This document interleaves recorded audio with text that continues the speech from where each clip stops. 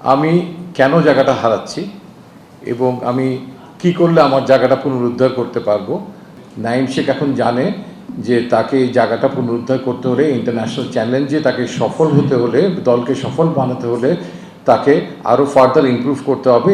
আমরা এরকম মাল্টিপল প্লেসে অ্যাড্রেস করার মতো প্লেয়ার অনেক বেশি খুঁজছি। আফিফের দুটো ইনিংস খুব ভালো লাগলো, অনেকদিন পরে ওকে ভিন্ন মেজাজে ব্যাট করতে দেখলাম। প্রত্যেকটা নির্বাচন ক্ষেত্রে কিন্তু একটা প্রক্রিয়া থাকে, প্রসেস থাকে, এবং কিছু কিছু ক্ষেত্রে আমাদের তরফ থেকে কিছু ডিপ ডাইভ থিঙ্কিংও থাকে। কোনো সময় হয়তো হয় আমরা দলে নেই না ফর দ্য গ্রেটার ইন্টারেস্ট। শোনকে নিয়ে অনেক আলাপ হয়েছিল আমাদের শ্রীলঙ্কা সফরের সময় টি-20 দলে, বাট আমরা তখন ভেবেছি এবং মনে করেছি যে আমাদের দলের যা ফর্মেশন, যদি সব কিছু ঠিকঠাক থাকে তাহলে আসলে প্রথম একাদশে খেলার opportunity was very less, very less. তো অন দ্যাট টাইম আমাদের কাছে যেটা মনে হয়েছে যে সে যদি এই প্রিপারেশনের জন্য গ্লোবাল টি-20 ক্রিকেট খেলে, কারণ আমরা জানতাম যে সে এ দলের হয়ে ডারউইনে ক্রিকেট খেলতে যাবে, তো তারও একটা প্রস্তুতি হয়ে যায়, অ্যারাউন্ড গোটা 10 ম্যাচ খেলার তার একটা সুযোগ হয়ে যায় অনেক গ্রেটার চ্যালেঞ্জ এশিয়া কাপের মতো প্ল্যাটফর্মে আসার আগে। সো দ্যাট বলতে পারেন, সেই জন্য আমরা বলেছিলাম যে তিনি আমাদের খুব কাছের নজরে আছেন এবং তাকে আমরা হয়তো ইন্টারন্যাশনাল লেভেলে এক্সপোজারটা দিতে পারিনি, কিন্তু ঠিক ইন্টারন্যাশনাল টি-20 ক্রিকেটের পরেই যে ধাপটা, সেই ধাপে তাকে কিন্তু আমরা ইকুয়ালি, তার সঙ্গে ওরা অনেকেই সুযোগ পেয়েছে যে একটা ইন্টারন্যাশনাল ক্রিকেটে খেলার প্রতিদ্বন্দ্বিতার আমেজ, challenges and how to perform well, or কেউ পারফর্ম ভালো না করলে কী করলে পারফরমেন্সটা আকাঙ্ক্ষিত জায়গায় নিয়ে যেতে পারে, সেটার একটা স্ট্র্যাটেজি ছিল, and that was A strategic decision. In fact unfortunately আমাদের লাইক টু লাইক রিপ্লেসমেন্টের জায়গায় হিউজ চ্যালেঞ্জেস কিংবা পারফর্মার নেই। তো আমাদের কনফিডেন্স এবং আস্থার যে জায়গাটা, তার approach of cricket, pattern of cricket, আমরা 5-6 জায়গায়, স্পেশালি 5-6 জায়গায় আমরা মনে করি যে আমাদের একটা খুব ভালো চয়েস সেখানে। যেমন জাকির আলীর একটা আঘাত পেয়েছিল শ্রীলঙ্কা সিরিজে, সো দ্যাট সেই ব্যাকআপের ক্ষেত্রে আমরা এই মুহূর্তেই তাকে সেরা মনে করছি। এটা কিছুটা আমাদের ডিপ ডাইভ থিঙ্কিংয়ে যেতে হয়েছে এই নির্বাচনের ক্ষেত্রে, এবং তার ইনক্লুশন আরও অনেককে আলোচনার পাশাপাশি এনেছে ওই ইনক্লুশনের সময়, এবং কোচ, ক্যাপ্টেন, নির্বাচক মণ্ডলী আমরা যা আছি, রাজ্জাক ওয়াজ অলসো কানেক্টেড। তো আমরা অনেক ডিসকাস করেছি। আমাদের উপরের দিকে একটা কুশন সর অফ বোলার্সের দরকার ছিল, সেটার একটা পারপাস, তার থেকে সেটা 1 ওভার 2 ওভারের একটা পারপাস তিনি অ্যাড্রেস করতে পারবেন। নাম্বার 4, 3, অথবা যদি ওপরে নতুন বলে 1-2 জায়গায় আমার কোনো প্লেয়ার লাগে, তো সেই আলোকে সাইফ হাসানকে আমরা দিকে চোখ ছিল, এবং এবার তাকে অন্তর্ভুক্ত করা হয়েছে। নাম্বার 4-এ খেলার একটা ভালো capable batsman, at the same time প্রয়োজনে তিনি উপরেও যদি কোনো পরিস্থিতির সৃষ্টি হয় তাহলে তিনি দলের জন্য ওপেন করার সক্ষমতা রাখেন। আমরা এরকম মাল্টিপল প্লেসে অ্যাড্রেস করার মতো প্লেয়ার অনেক বেশি খুঁজছি। আমার মনে হয় দলেও সেটার প্রয়োজন অনেক বেশি। কারোর জন্যই আমাদের দরজা বন্ধ নেই, এবং ইন্টারন্যাশনালি যারা অন্য ফর্মেটে খেলেন তারা নিশ্চয়ই প্রত্যেকে আমাদের জন্য যথেষ্ট মূল্যবান একজন খেলোয়াড়। নতুন একটা ফর্মেটে আমরা চাই যে প্রত্যেকটা জায়গাতেই যেমন চ্যালেঞ্জ আছে, সেই চ্যালেঞ্জটাকে অ্যাড্রেস করার জন্য পারফরমেন্স দরকার হয়, সেই পারফরমেন্সের জায়গাটাকে নিশ্চিত করাও প্রয়োজন। এবং আমি মনে করি যে আমাদের NCL টি-20 তার থেকে আরেক ধাপ উপরে BPLও আছে এই ফর্মেটের জন্য। অনেককে সেখানে তার ঠিক ডিজায়ারেবল পজিশনে খেলার অনেক বেশি সুযোগ থাকবে এবং নিজেদেরকে তুলে ধরার সুযোগ থাকবে।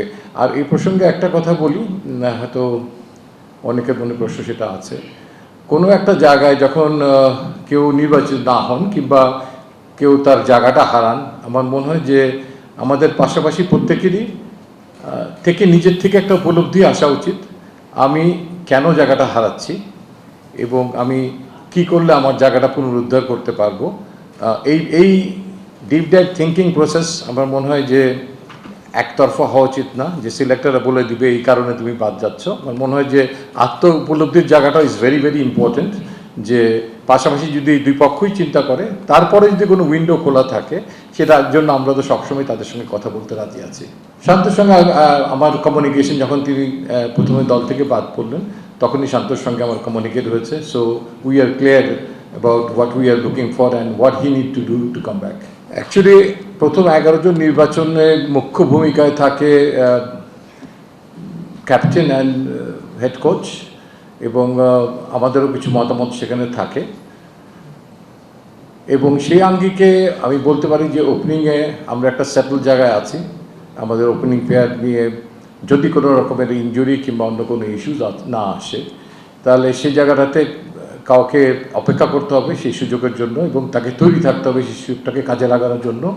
অ্যান্ড সাইফের ব্যাপারটা উপরে এবং মাঝখানে যে কোনো জায়গায় যদি সে তহিদ হৃদয়ের কোনো সমস্যা হয়, কোনো ইনজুরি হয়, কোনো কিছু অবসাদ, আমরা মনে করি যে এই দুটো জায়গাতেই তিনি কভার করতে পারবেন। তারপরে আমাদের কাছে বাড়তি যে সুবিধা আছে, লিটন দাস আছে যিনি নাম্বার 3-তে খেলেন, তিনিও যে কোনো সময় ওপেনিং করে দলের চাহিদা মেটাতে পারেন যদি অপোজিশন উইকেট কোনো কারণে ডিফারেন্ট স্ট্র্যাটেজিতে দলকে যেতে হয়। হ্যাঁ, নিশ্চয়ই যে কথাগুলো বললেন যে কাউকে দল থেকে বাদ দেওয়ার আগে আমাদেরকে অনেক কিছুই চিন্তা করতে হয়, যে তিনি তার সামর্থ্যের কতটুকু করতে পারলেন, কিংবা যে সুযোগটুকু তাকে দেওয়া হলো সেই সুযোগটুকু যথেষ্ট কিনা। আমাদের কাছে মনে হয়েছে যে Naim Sheikh really worked hard, and তিনি যে প্রতিশ্রুতিটা দিয়েছিলেন আমরা অনেক আশাবাদী ছিলাম যে তিনি তার পজিশনটাকে গ্র্যাব করতে পারবেন, সেটা তার জন্য এবং দলের জন্য খুবই ভালো হতো। বাট আনফর্চুনেটলি সেটা হয়নি, এবং আরেকটু লোয়ার চ্যালেঞ্জে আমরা দেখলাম টপ এন্ড ক্রিকেটে T20-তে, সেখানেও তিনি ঠিক সেটাকে অ্যাড্রেস করতে পারলেন না। তো আমার বিশ্বাস যে নাঈম শেখ এখন জানে যে তাকে এই জায়গাটা পুনরুদ্ধার করতে হলে, ইন্টারন্যাশনাল চ্যালেঞ্জে তাকে সফল হতে হলে, দলকে সফল বানাতে হলে তাকে আরও ফার্দার ইমপ্রুভ করতে হবে। এবং ইমপ্রুভ করার জন্য ক্রিকেটের বোর্ডের তরফ থেকে কিংবা কোচিং প্যানেলদের তরফ থেকে, টাইগার্স প্যানেল যারা সহযোগিতা করার দরকার, আমরা সেই সহযোগিতাটা অবশ্যই তাকে অব্যাহত রাখবো। তো দুটো কোশ্চেন, শেষের দিক থেকে শুরু করি, যে অ্যাকচুয়ালি আমরা আলোচনা করার সময় আমাদের হাতে সম্ভাব্য যেমন ম্যান অফ দ্য ম্যাচ নির্বাচনের সময় কয়েকজনের নাম আসে, তারপরে চূড়ান্তভাবে যেমন ম্যান অফ দ্য ম্যাচ নির্বাচিত হয়, আমরা অনেকের নামই আলোচনায় আসি। এবং সেখানে বেবি উইলো যেমন আসে, ম্যাচুড উইলো আসে। So I think baby willow in course of time turn out to be a matured willow. Cricket ব্যাটের কথা আমি বলছি। সো সবার দিকেই নজরে থাকে, যখন কোনো ইংলিশ উইলো বেবি উইলো পর্যায়ে থাকে ভালো, আমরা সেদিকে সেইভাবেই আমরা জিসারের দিকে নজর রাখছি। I think he need to take little bit of time to be matured and get ready for international cricket. আমরা কাউকে খুব ইজি এক্সেসও দিতে চাচ্ছি না, যাতে তাকে খুব তাড়াতাড়ি আবার বিদায় করতে হয়। আমরা চাই যে এই ধারাটার থেকে আমাদের ক্রিকেটাররা বেরিয়ে আসুক, এবং তারা এই ঘরোয়া লেভেল থেকে কিংবা এই টিমের হয়ে খেলে পর্যায়ক্রমে তারা প্রস্তুত থাকুক যে তারা ইন্টারন্যাশনাল ক্রিকেটে সেটাকে ট্রান্সফরমেশনটাকে যেন ভালো হয়। দুটো খেলা, হোয়াইট বলের দুই খেলা কিংবা লাল বলের খেলা যদি বলি, এগুলোর তো প্রত্যেকটার আবেদন টোটালি ডিফারেন্ট, ইম্প্যাক্টও ডিফারেন্ট, মানুষ খেলেও সেটা ডিফারেন্ট ইন্টেন্সিটি নিয়ে। তো এখানে অনেকেই হয়তো উপস্থিত ছিলেন, আমরা কিন্তু এসে first T20 ICC T20 world cup টিমটা আমরা দিয়েছিলাম, এবং সেখানে একটা চূড়ান্ত দলটা ঘোষণার আগে কিন্তু আমরা একটা 17-18 জনের একটা দল দিয়েছিলাম, আতিফ আপনার মনে আছে নিশ্চয়ই। এবং ওখানেও কিন্তু আমরা এই জিনিসটাতেই বিবেচনা রেখেছিলাম যে স্পেশালি মেহেদী মিরাজ আমাদের টেস্ট ম্যাচ এবং ওয়ান ডে ক্রিকেটের একটা অমূল্য সম্পদ আই শুড সে। এবং শুধু আমাদের না, আমি বলবো এখন সারা world cricket knows him very well as a for his all round performance. So সেটার পাশাপাশি T20 ক্রিকেটে আসলে প্রভাব কিছুটা পড়ে, সেটা ব্যাটিংয়েও পড়ে, বোলিংয়ে তো আরও অনেক বেশি পড়ে। তো still he loves the game, he wants to play the game, but still তিনিও চিন্তা করেন যে এই প্রভাব কতটুকু। এ ব্যাপারে আমরা খোলামেলা কথা বলি এখন, এবং দলের ক্রাইসিসে হলে অবশ্যই তাকে খেলতেই হবে। মানে দলের চাহিদায় প্রথম একাদশে যদি আমরা সিরিয়াস ক্রাইসিসে পড়ে যাই, definitely will pick him and he will also come and play. Otherwise আমরাও কিছুটা মনে করি যে দোজ টু প্লেসেস তার জন্য অনেক সুদিং। তিনি পর্যায়ক্রমে একটার থেকে শিফট হয়ে আবার T20 ফরম্যাটে খেলা ফেরত আসা কোনো কঠিন কিছু না। তিনি তার অনেক পুরোধার মেধাসম্পন্ন খেলোয়াড়, যে কোনো ফরম্যাটে তিনি অ্যাডাপ্ট করার মতো সক্ষমতা রাখেন। তো বাট একসঙ্গে তিনটা ফরম্যাট চালিয়ে যাওয়া আজকালকার ক্রিকেটে ইজ অনেক চ্যালেঞ্জিং। সেটা শারীরিক পরিশ্রমের ব্যাপার থেকে শুরু করে একটা ফর্ম ধরে রাখার কন্টিনিউশনের ব্যাপার থেকে শুরু করে অনেক কিছুকেই এখন বিবেচনায় আনতে হচ্ছে, এবং ওভারঅল গ্লোবাল ক্রিকেটের এই চেঞ্জেসটা আপনি দেখতে পাচ্ছেন। আই থিঙ্ক ইংল্যান্ড এবং ইন্ডিয়ার টেস্ট ম্যাচ সিরিজটা আপনারা লক্ষ্য করেছেন, আপনারা T20 এশিয়া কাপে ইন্ডিয়ার দলটা দেখেছেন, এবং ওয়েস্ট ইন্ডিজ যে সঙ্গে তারা খেলবে টেস্ট ম্যাচ এই এশিয়া কাপের পরে, সেখানেও দলটাকে আপনারা দেখতে পাবেন যে সেইটার মতো লাক্সারি আমাদের নাই, এত প্লেয়ারের আমাদের আনফর্চুনেটলি নেই। বাট আমরাও পর্যায়ক্রমে চাইব যে ইন কোর্স অফ টাইম আমাদের এই সক্ষমতাটাও যেন বৃদ্ধি করে ফরম্যাট অনুযায়ী স্পেশালাইজেশনের ক্ষেত্রে, প্লেয়ারদের ক্ষেত্রে। ওকে, that's good. Emotionally we are all connected.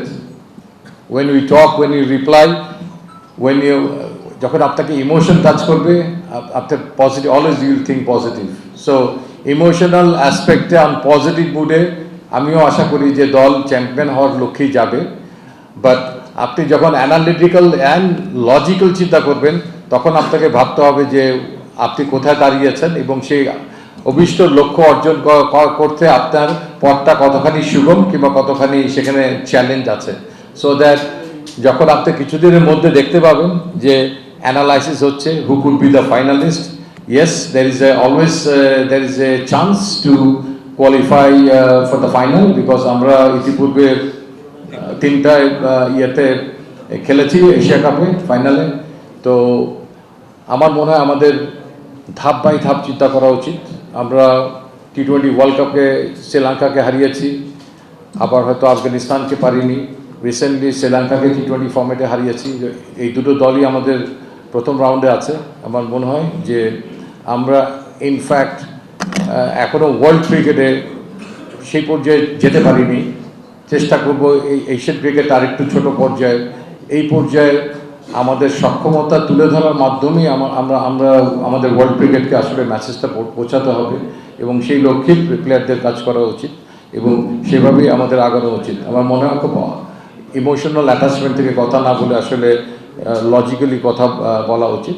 আমি ডেফিনেটলি আশাবাদী, বাট মাঠে কেউ কাউকে ছেড়ে দিবে না। আপনাকে সে অভিষ্ট লক্ষ্যে পৌঁছতে হলে আপনাকে আপনার মেধা, সক্ষমতা, সেটা ট্রান্সফরমেশন মাঠে দেখাতেই হবে। অনেকগুলো প্রশ্ন একবারে করে ফেলেন। ওকে, অলরাইট, একটা করে আসি। মিরাজের ক্ষেত্রে আমরা বলবো যে আমাদের টিম কম্বিনেশনে আসলে Sheikh Mahedi is there in 11, so that আমাদের যদি এটা 17 মেম্বার হতো, could be Mehedi Miraz could be there. তো বাট রিয়েলিস্টিক্যালি উইল প্রেফার যে দলের সঙ্গে ক্যারি না করে যে ফর্মেটে বেশি ইন্টারেস্টেড অ্যান্ড ফোকাসড সেখানে রাখা উচিত। আমি সেই জায়গাতে 16 জনের মধ্যে তাকে রাখা সম্ভব হয়নি। সভ্য সরকার আমাদের 25 জনের মধ্যে আছেন, বাট আনফর্চুনেটলি তাকে আমরা 16 জনে রাখতে পারিনি। এটার আসলে বিশদভাবে ব্যাখ্যা দেওয়া ঠিক না, জাস্ট আমি আপনাকে একটা ক্লু দিতে পারি যে তার অভিষেক হয়েছিল 2015-তে। সো যখন ইট ইজ এক্সপেক্টেড যে he should written his place as number 1 and 2 as opening options, সেখান থেকে যখন আস্তে আস্তে যে নাম না বলি আরেকজন বাঁহাতি খেলোয়াড় একাদশে জায়গা করে নিল, then another left hand and that young batsman has confirmed his place, so that এখন সৌম্য সরকার is an option for a third opener. After being 89 matches, playing cricket for around 10 years, So I think he also knows that what he need to do to come back into the team. And তিনি আমাদের greater ক্যানভাসে আছেন, তার অভিজ্ঞতাটাকে আমরা ফেলে দিতে পারি না, তার সক্ষমতা যেটা আছে তাকে আরেকটু পুনরুদ্ধার করতে হবে। And he knows how he should come back. I mean টিমের কোচ এবং সবাই আছেন তাকে সহযোগিতা করার জন্য। আর আরেকটা আপনি বলছিলেন যে এশিয়া কাপের বাইরে সোহান এবং সোহান এবং সাইফের নেওয়ার সুযোগ পাবে কিনা, মানে একটু বেশি সুযোগ পাবে কিনা? আচ্ছা, এখানে আপনি দেখেন আমরা কিন্তু একটা 25 মেম্বারের যে একটা টিম করেছি দল এশিয়া কাপকে ঘিরে, এটার মধ্যে কিছু পরিকল্পনা আছে। এটার বাইরে হয়তো খুব বেশি বড় আকারে আমাদের যাওয়ার সুযোগ নেই। আপনি বলতে পারেন yes Rakibul Hasan is there, yes he can be one of the out of the box, he can come forward, কারোর ইঞ্জুরির কারণে he can come forward. Yasir Rabbi is such a player, he can make the difference. আমাদের সামনে অনেকগুলো খেলা আছে এবং এখানে যারা আছে সেই জায়গাতে যদি কেউ তাকে তার যোগ্যতাকে ঠিক যথেষ্টভাবে সমাদর করতে না পারে, হতে পারে। One good sign I notice that আফিফের দুটো ইনিংস খুব ভালো লাগলো, অনেকদিন পরে ওকে ভিন্ন মেজাজে ব্যাট করতে দেখলাম। So that we will expect যে এরকম 2-3টা নাম যারা আমাদের থাকবে তাদেরকে আমরা পর্যাপ্ত সুযোগ দিব, পর্যাপ্ত ফ্যাসিলিটিস দিব, তাদের দিকেও আমাদের নজর থাকবে। তবে এর বাইরে খুব বেশি একটা বোধহয় আমরা যাব না, আমরা এর মধ্যে হয়তো সীমাবদ্ধ থাকবো। But there is no full stop I should say. 1.5 over ছাড়া কি আমরা খেলার লটাকে চেঞ্জ করতে পারবো? খেলাটা তো বিশ্ববারেরই খেলা। সো ডেফিনেটলি 1 থেকে 20 ওভারের ব্যাটিং এবং বোলিং করার কথাটাকে বিবেচনা করেই সবসময় দল গঠন করা হয়। এটা যখন খেলা হবে তখনই খেলায় এটা রিফ্লেকশন আপনি পাবেন, দেখতে পাবেন দলের প্রথম একাদশ এবং দল পরিচালনার ক্ষেত্রে সেখানে ক্যাপ্টেনের চিন্তা ভাবনার কিছু কিছু রিফ্লেকশন থাকবে এবং কোনো ক্ষেত্রে অবস্থার পরিপ্রেক্ষিতে অপোজিশন সেই রিফ্লেকশনকে আপনাকে কাজে লাগাতে দিবে না।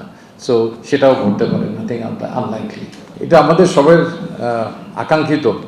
ইনফ্যাক্ট একসময় যখন আমার বয়সও কম ছিল, 2015, 2019-এ এরকম স্বপ্ন দেখতাম, বিকজ আমাদের স্বপ্ন দেখানোর মতো কিছু খেলোয়াড় তখন ছিল। Now I am quite senior, আমার জীবনের আমি সিনিয়র সিটিজেন হয়ে গেছি। এখনও স্বপ্ন দেখি যে কোনো সময় একটা বড় ট্রফি যেন আমরা জিতি বৈশ্বিক আসরে। এবং আপনি যদি দেখেন জাস্ট 1983 সালে ভারত যে বিশ্বকাপ জিতলো ওয়ানডেতে, আমরা কেউ চিন্তা করেছিলাম? তো এখানে অনেকে হয়তো তখন হয় নাই কিংবা জন্মগ্রহণ করেনি। ও মানে আউট অফ দ্য ইমোশন আমি কথাটা বললাম। ওই দিন আমি ইংল্যান্ডে ছিলাম, ফাইনাল খেলা দেখতেও গিয়েছিলাম। এর আগের একটা খেলা দেখেছিলাম ওয়েস্ট ইন্ডিজ পাকিস্তান, 8 পাউন্ডের টিকিট কেটে। বাট ওই দিন আমার কাছে 40 পাউন্ড ছিল না, আমি ফাইনাল খেলাটা দেখতে পারিনি। ব্ল্যাকে 40 পাউন্ড দাম ছিল টিকিটের। বাট একটা অমূল্য একটা খেলা। তারপরে 1-2 দিন পরে আমার ফ্লাইট ছিল। সো আমাদের বাস্তবতা ছিল এরকমই। আর আমি ইন্ডিয়ান সাপোর্টার্সদেরকে এরকম দেখিনি যে ওয়েস্ট ইন্ডিজকে ওই দিন হারে ইন্ডিয়া চ্যাম্পিয়ন হবে এরকম একটা কল্পনা করতে। 92-তে দেখেন পাকিস্তান যেভাবে টুর্নামেন্টটা শুরু করলো ওয়ার্ল্ড কাপে, দে বিকেম চ্যাম্পিয়ন। 96-এ শুরুটা শ্রীলঙ্কার was bit attractive. Kaluwitharana and Jayasuriya যেভাবে তারা পুরো ওয়ার্ল্ডকে চমকে দিল যে তাদের অ্যাগ্রেশন অফ ব্যাটিং দিয়ে। 97-ও বোধহয় তারা এশিয়া কাপ চ্যাম্পিয়নও হয়েছিল, তার ফলশ্রুতি ছিল। তো সেই আলোকে স্টিল আমি বলবো যে কোনো সময় আরও কিছু ঘটতে পারে, কারণ ফরম্যাটটা এখন T20, 50 তখন 60 ওভারে ছিল। I think if I am not wrong 83 was 60 ওভার্স match. তো যত বড় সময় হয় তত যে কেউ ফেরত আসার সুযোগ থাকে বেশি। T20-তে ওই প্রবাবিলিটি অনেক বেশি। I mean, beside cricket is a game of uncertainty, কথার বাইরেও আউট অফ দ্য বক্স আমি কথাটা বললাম। বাট এখন একটা জিনিস যেটা আমি প্লেয়ারদেরকে দেখি আমাদের টিমের, তারা আউট অফ দ্য বক্স চিন্তা করে যে দে ক্যান ডু ইট। মানে এই একটা জায়গা যখন আমরা ক্রিকেট খেলতাম তারপরেও অনেক সময় আমরা দেখেছি যে আমাদের চিন্তা শক্তিতে কাউকে আমরা অনেক উঁচু জায়গায় রেখে দিতাম। ইমরান খান, ওয়াসিম আকরামদের সঙ্গে আমরা যখন খেলেছি। বাট এখন গ্র্যাজুয়ালি যেটা আমি নোটিস করেছি পাকিস্তানের সঙ্গে টেস্ট ম্যাচ সিরিজটা জেতার আগে পাকিস্তানে some of the players were really confident, যেটা আমাকে বেশ অনেক বেশি আশান্বিত করেছে এবং তাদের মধ্যে এই জিনিসটা যখন কাজ করছে এটা একটা ধাপ আমি মনে করি। এই ধাপটা যদি কাজ করে আই থিঙ্ক সুন অর সামনে কোথাও কোনো সময় I think will be able to make it. দেখেন, দলটা করে দেওয়ার পর আসলে